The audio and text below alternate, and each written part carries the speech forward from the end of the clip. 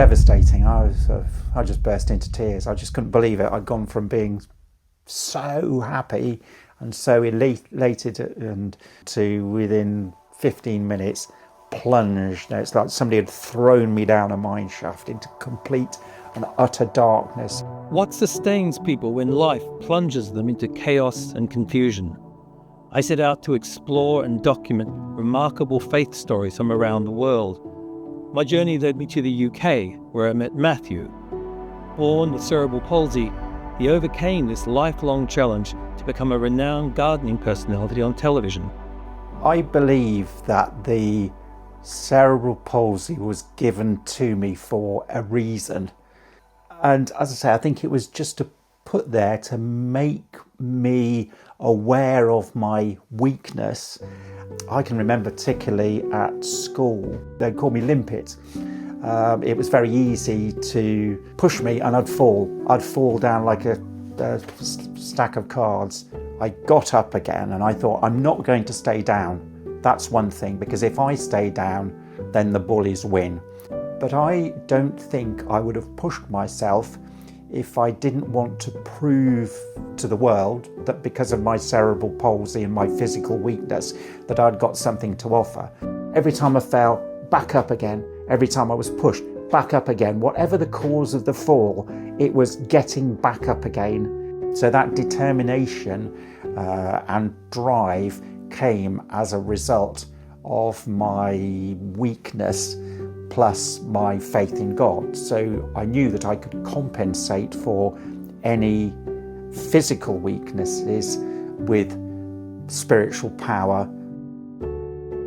I've been blessed over the years to have just immersed myself in the world of horticulture, but I'm ever thankful that I started by sweeping play areas in the inner city, cleaning toilets. That's where I've come from. Everything in my life has been hard work, but it's given me the most exciting life working with plants, working with God's creation, working with something that I really love.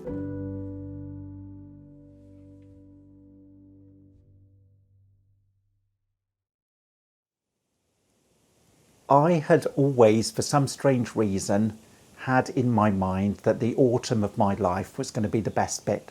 It's going to be the best part of my life.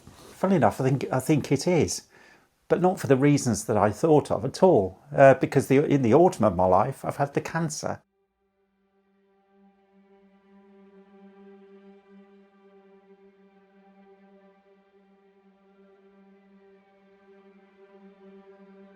What I found particularly challenging was that I thought that the resection of the bowel, the removal of the area that was affected, would be the end of the story.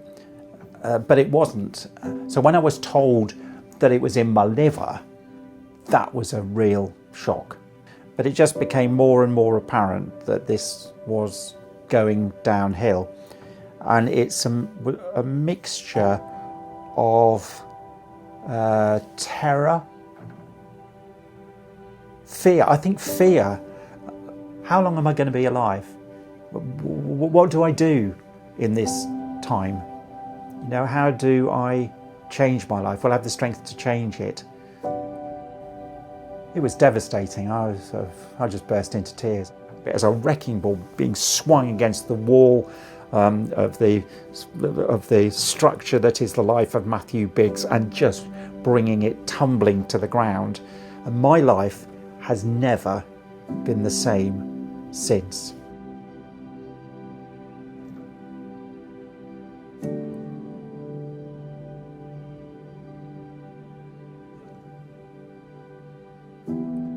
There is a verse in the Bible that says nothing is impossible with God, and that's what I try to believe when the greatest challenges are there. Nothing is impossible with God. But the challenge is, well, Matt, can you believe it? Can I, Matthew Biggs, believe what God says? And there, in many ways, is the problem, my lack of faith. The toughest element of all of this, and the hardest thing to say, is thy will be done. because I don't really want God's will to be done. I want Matt Biggs's will to be done, because that's what I felt had been done. So in my previous life, I had made the decisions that I wanted, and God, well, please will you help me? But now I've lost everything. I don't know where I'm going. I don't know what I'm doing. I feel as though I am wandering in a wilderness. I'm wandering, and I hate it. I absolutely hate it. But every time it comes back to thy will be done. And that's where I have to trust his judgment.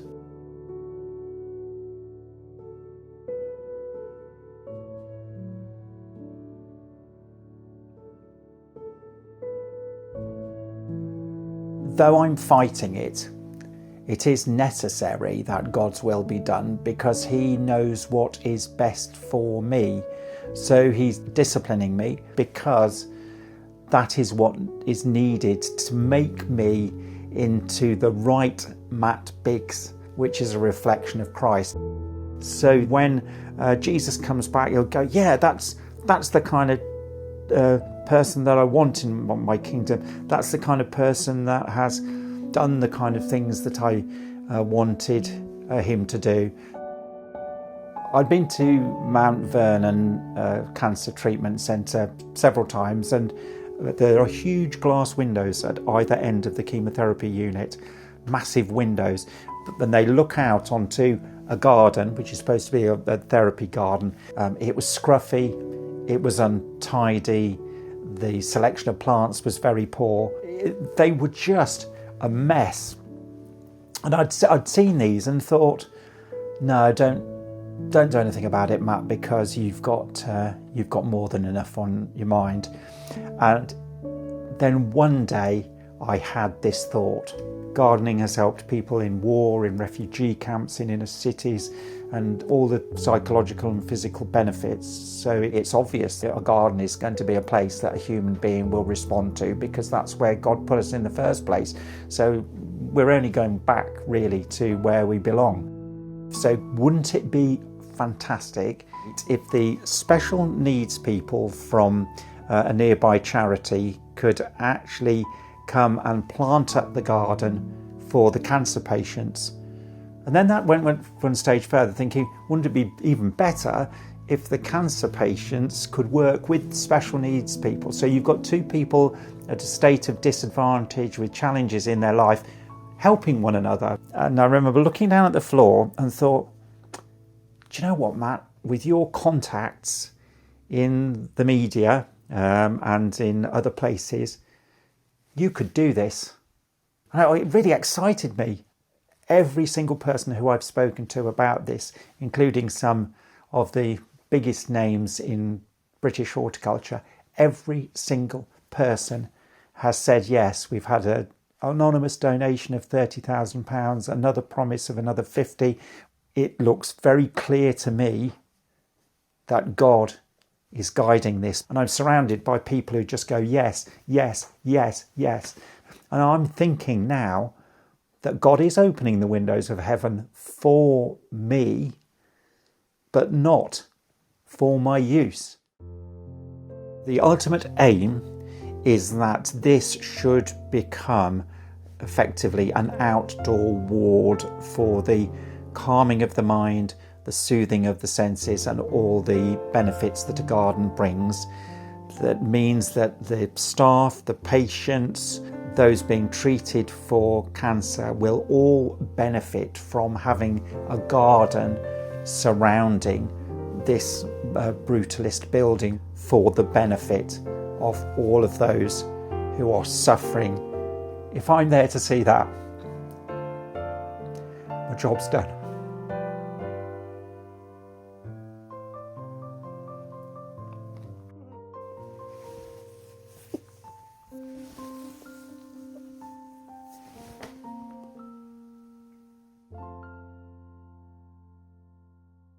My feeling in all this is that it is the love of God putting me through this to change me, to make me more like his son Jesus. a key thing for me was my own weakness. God has taken the power away from me so he can lead me through the circumstances that are coming my way. That's what's building my life at the moment, not my decisions and my yeses and nos. How long am I going to be alive? What do I do in this time? How do I change my life? Will I have the strength to change it? Will God let me see the end of this journey? I don't know, because he is in control. Thy will be done. Thy will be done. But this is love. And the wonderful thing about having a faith is that everything has a reason. Everything has something positive behind it. So even in your darkest times, you don't give up, because you know that God's at the back of all this. And if God's at the back, pulling the strings, if you like, and pushing you in different directions, if he's doing that, if he's doing the guiding, then you know absolutely that it's for your own good, because it's your Father's good pleasure to give you the kingdom.